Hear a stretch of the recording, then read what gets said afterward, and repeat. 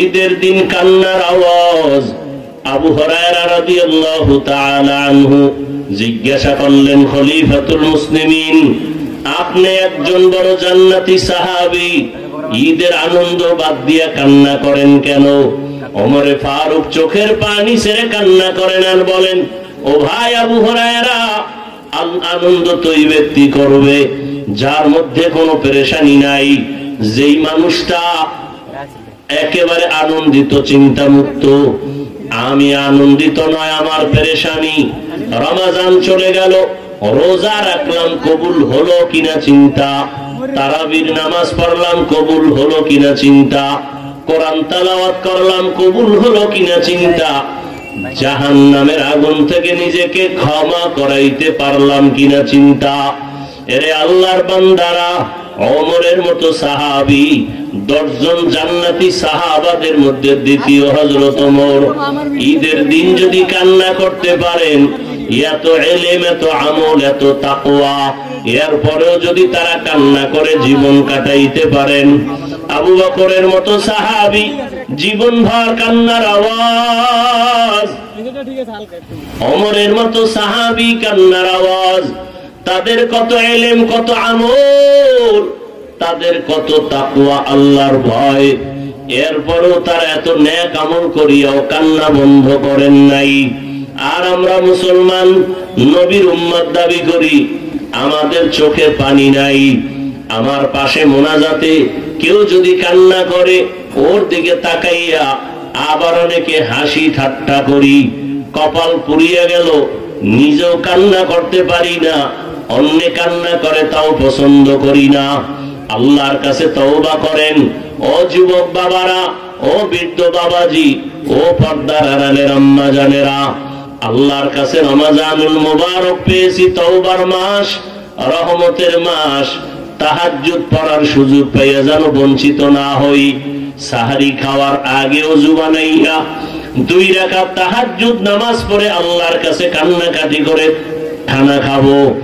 এরপরে ফজরের নামাজ পড়ে আল্লাহর কোরআন তেলাওয়াত করব, আল্লাহর কোরআনের তেলাওয়াত শুনবো, রোজার হক আদায় করব, আল্লাহর কাছে তওবা করে নিব।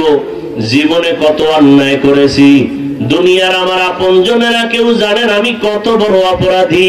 ও আল্লাহ, আপনি ভালো করে জানেন।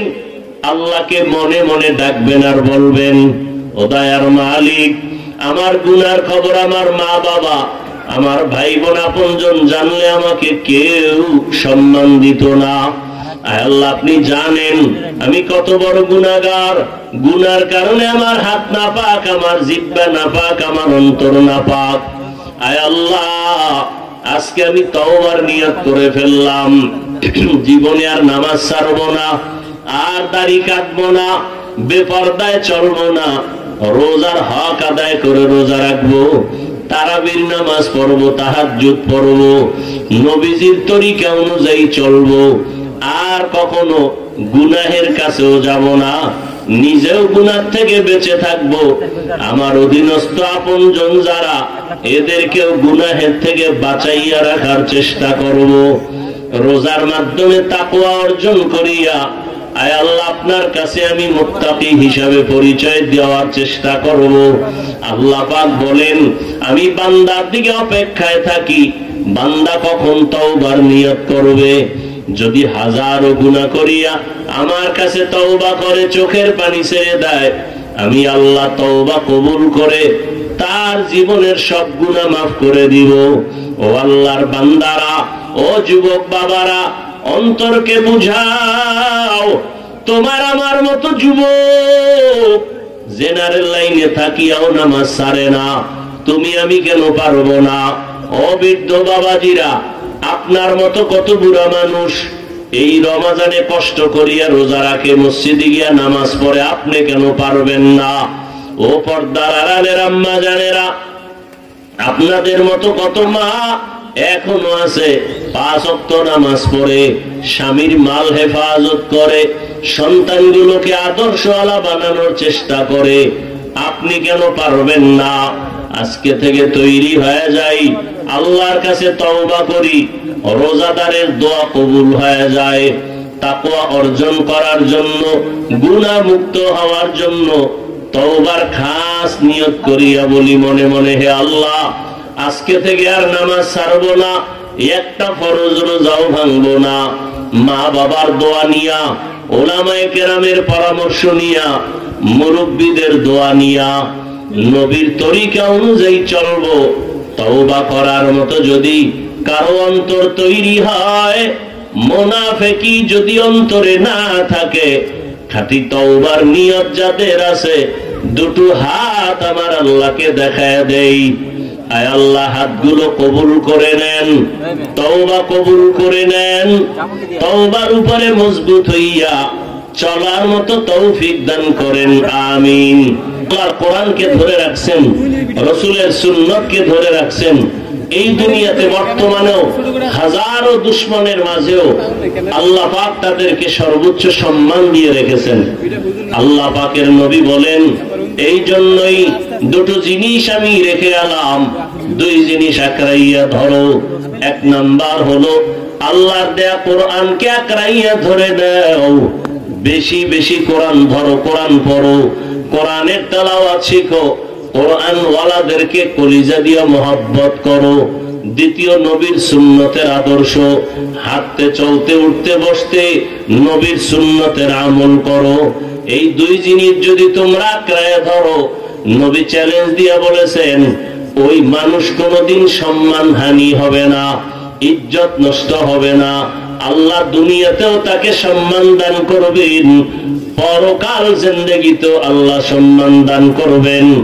এরে নবীর উম্মতের দল, রহমতের নবী এই রমাজানুল মুবারক পাইয়া আবার এত বরকতের বয়ান করেছেন, আবার অভিশাপ দিয়েছেন। যারা রমাজান পাইয়াও জাহান্নামের আগুন থেকে নিজেকে মুক্ত করাইতে পারে না, তাদের উপরে আল্লাহর লানত, তাদের উপরে অভিশাপ।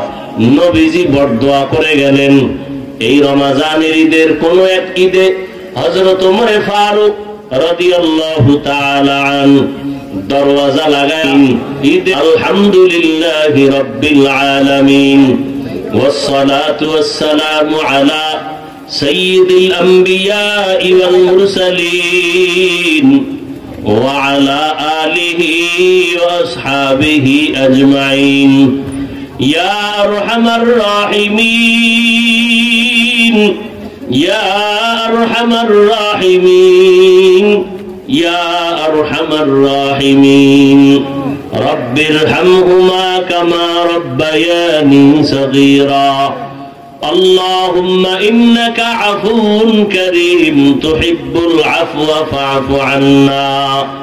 ও দয়ার মালিক, পবিত্র রমাজানুল মুবারক, আয় আল্লাহ, আমরা গুনার বোঝা মাথায় নিয়ে আপনার দরওয়াজায় হাজির হয়েছি।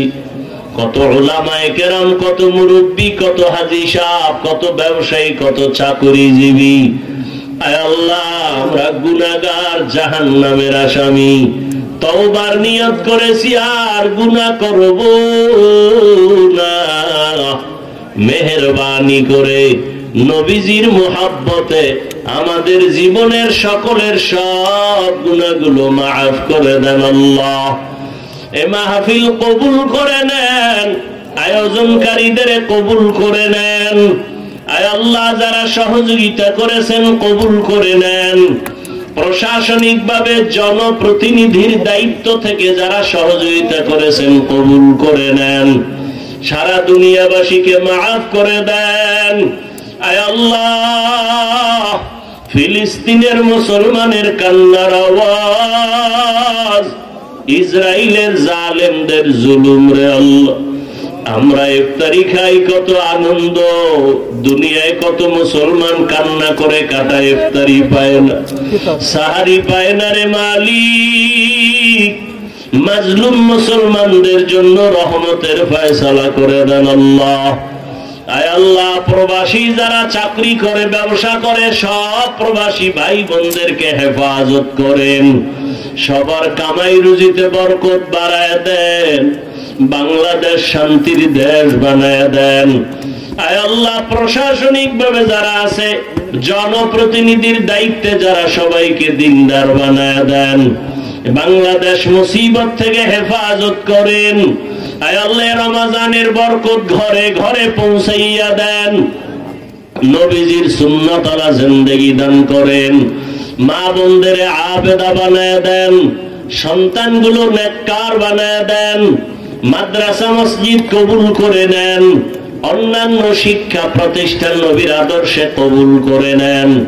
আয় আল্লাহ আমার কলিজার প্রত্যেকটা যুবকের দিনদার বানায় দেন।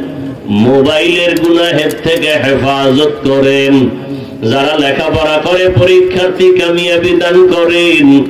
আমাদের অন্তর থেকে হিংসা দূর করে মোহাব্বত বাড়ায় দেন।